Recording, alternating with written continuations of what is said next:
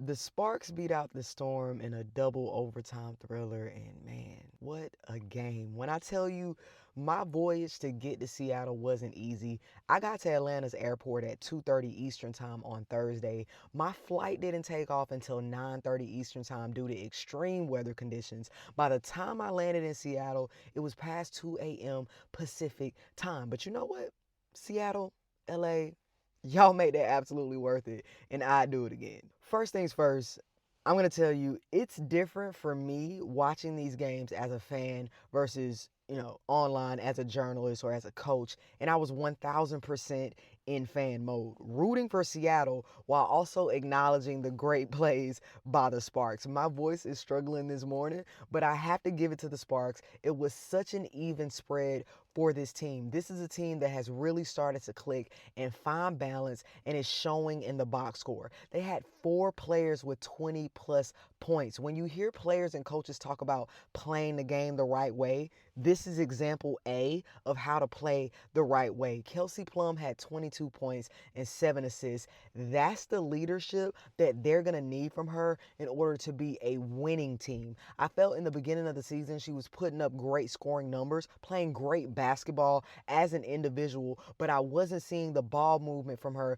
that a winning team is going to need from a point guard. And as the season has progressed, she has really progressed in that area. Rickea not only had the hot hand, but she played with great pace. Earlier in the season, when I talked to Coach Roberts, it was after they lost to the Liberty. I talked to her about Rickea's role. She said that they were working on having her exploit matchups more because of her size and skill set, and they absolutely accomplished that in this game. Rickea is special in many ways, but most notably for me is she has the build of a guard, but she's like 6'2", 6'3". She's incredibly lean, and at that size, she has a really quick first step. So she's able to have that first step on forwards, but then she also has that length over guards. And when you look at the landscape of Seattle's guards, they're pretty undersized. Seattle has such a strong front court and amazing length in that area, but their guards like Skylar, Erica, Lexi, Tiffany, Zaya, and a couple of their forwards, Gabby Williams and Alysha Clark,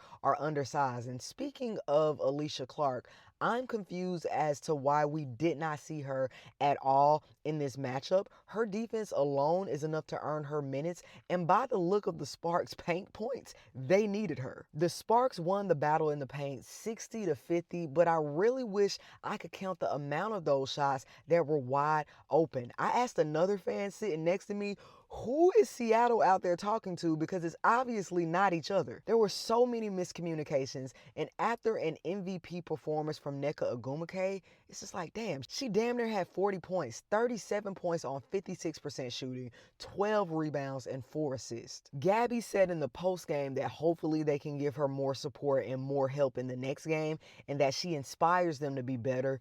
The Storm led by 10 at one point, and losing a lead has been the story of this team a few times this season. They had 12 turnovers, but they conceded 20 points off of them, and that's a very easy way to give a game away. But honestly, had the Sparks shot better from 3, this game wouldn't have even gone into overtime.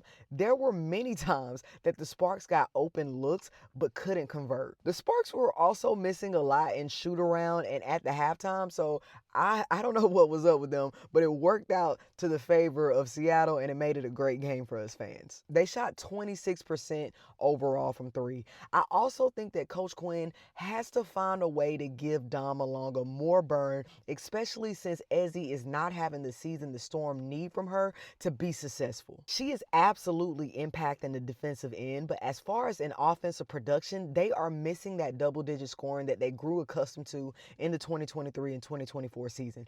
Dom wasn't as efficient around the rim, but having her have more of a balance in playing time could help catapult her development. I feel that Coach Quinn has had an old school type of approach to Dom's minutes, like somewhat spoon feeding her. But I think that these rookies have proven that we can give them the benefit of the doubt, that they're quick learners and they're going to go out there and do what they need to do to be impactful for their team. Allowing the Sparks to get so many second chance points were also a huge blow to Seattle. We talked about Rickea's 27 points, but she had 9 rebounds. 3 of those were offensive. De'Erica Hamby had a double-double, 21 points and 13 rebounds, 3 of those were offensive. Azurá Stevens had 5 rebounds, and 3 of those were offensive. Azurá also had 21 points. But I'd be remiss not to talk about Cameron Brink.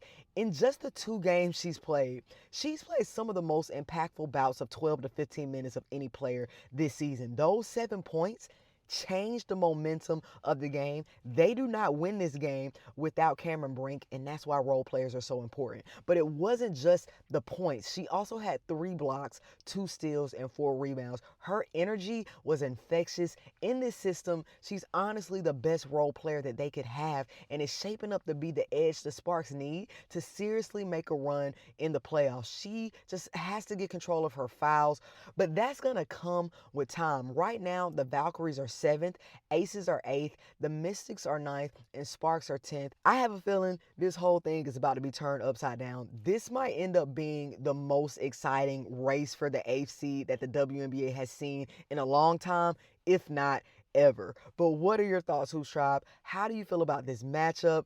Do you think that this was the best game this season? Obviously, I'm biased because I was in the room. It takes the cake. Best game that I've gotten a chance to see in person. Best game of the season. But what are your thoughts, Hoops Tribe?